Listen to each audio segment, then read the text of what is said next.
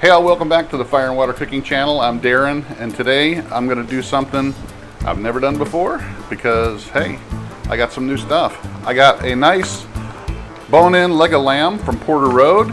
I want to welcome Porter Road as another partner of mine. They hooked me up with some flank steaks and leg of lamb and some other stuff, and I'll be using those in my videos in the next couple weeks. So this here is a bone-in leg of lamb. It's about 4.5 pounds or so. And what we're going to do with that today, we're going to sous vide it, and then we're going to finish it up on my brand new rotisserie I got for the Hasty Bake Gourmet. We're going to sous vide this up for a little bit, and then we're going to finish it up on the rotisserie. I'll be right back. Smoking, grilling, getting hot and hotter, sous vide and chilling from fire and water.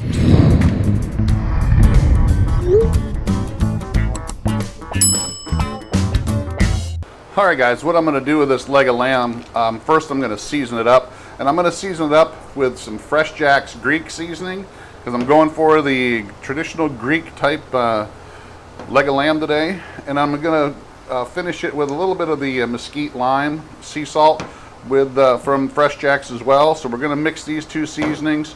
We are going to season it in the bag, and then we're going to throw it on the rotisserie after it comes out of the sous vide.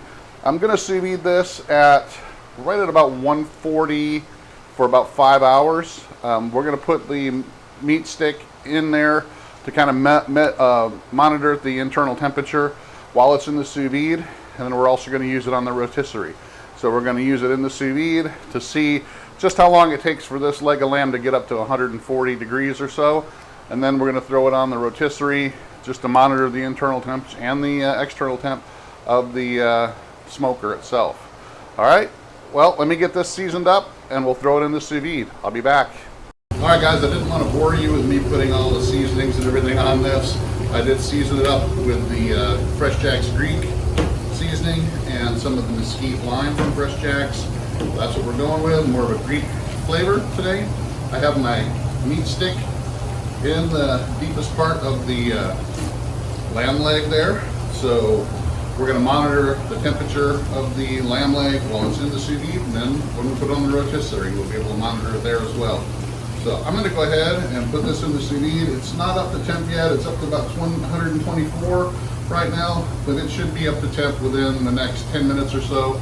Then it'll start counting down, but it doesn't do any harm by putting it in the sous vide early. So I'm going to go ahead and do that. So that's it guys. I will let this cook in the sous vide, and we'll see you guys when we get back. I'm taking it out, and then we'll stick it on the Hasty Bake, on the new Hasty Bake rotisserie.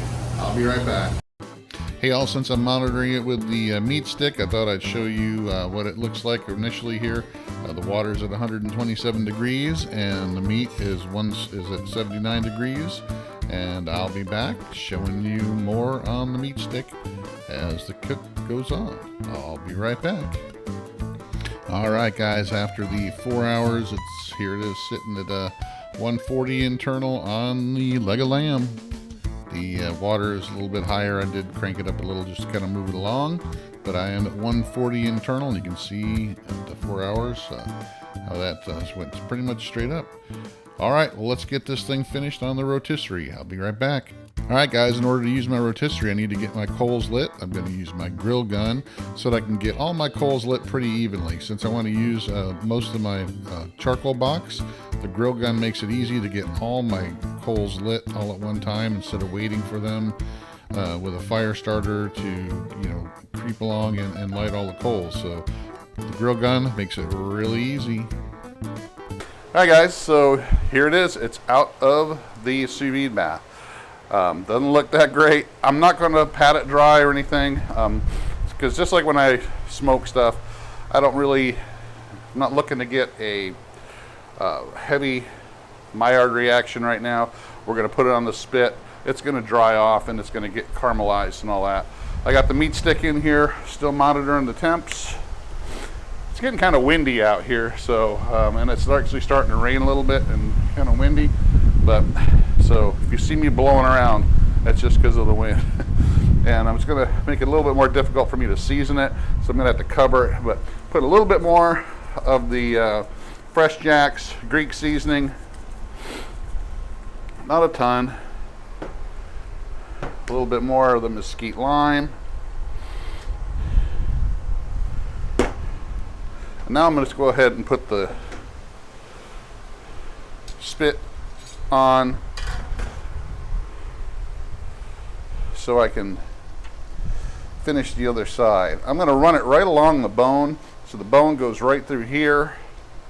So I'm going to run it right next to the bone the whole way so it can still be kind of balanced. I'm going to run it right into the middle of the spit.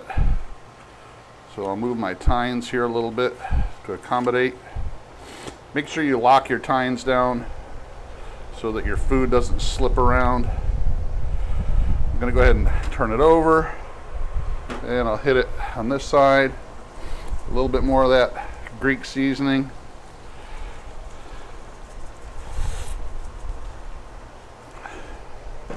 Just a little bit more of that mesquite lime, seasoned salt.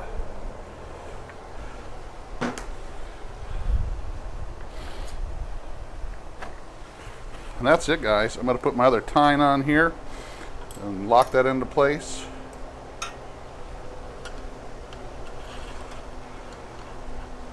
Like I said, I want to make it to where it's nice and secure.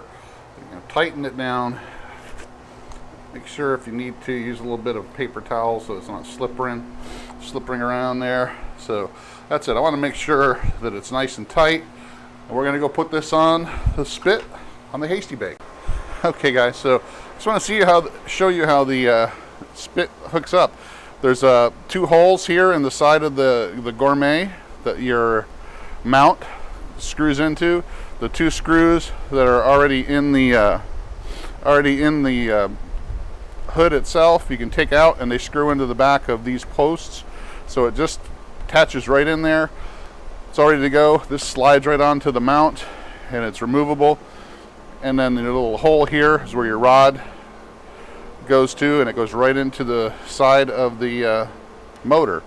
Motor is pretty easy. It's just 1 button, plugs in. You got your other hole on the other side. Got my fire going. It's nice and warm in there already. I'm going to show you how we're going to do this.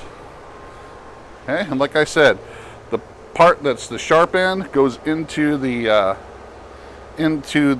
motor.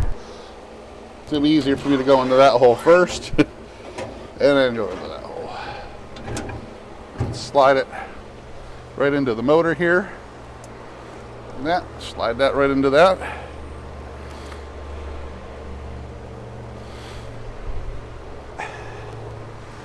And the little round pot goes right into the end so it doesn't move around. And that's it, guys. And you can always adjust it. Like I guess I'm going to adjust this a little bit more to line up with the fire. So right there. But again, make sure you tighten your tines down so that it's not moving around. That's it. And there you go. Now it's a rotisserie. I got my coals up to the highest part. If it starts to overheat or overcook or get too hot per the Meatstick, I can come down and lower the basket down even more. Alright, I'll let this run for a little bit, and I'll see you in a little while.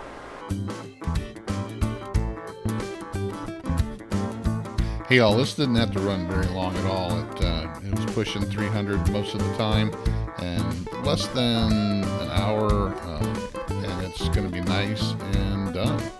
Alright, let's go take it off and see what it looks like. Well, there you have it, guys. Just pulled it off the grill. Nice color to it there. Still, yeah, just a little over 145, which is okay for me. It's more of a medium than medium rare, which I'm all right with lamb. Really juicy. That outside fat had really rendered there. Just wanted to show you. Still got my Meatstick in. Gonna go ahead and pull that out. Don't need it in there anymore. But that worked flawlessly. Had no problems reading the temperature. both in the sous vide and in the grill. So I'm going to go ahead and cut a piece off, and just so I can take a taste, and I can get this all ready for my dinner. Just going to get a piece of the outside here. Not very deep. A lot of that crust. Ooh, nice and juicy. Wow. That Greek seasoning and the mesquite lime salt is a perfect combination for lamb. You should try it out. Man. Check it out, guys. Check out the Hasty Bake grills. Check out the Rotisserie. Check out Porter Road. Their domestic lamb, that's off the hook.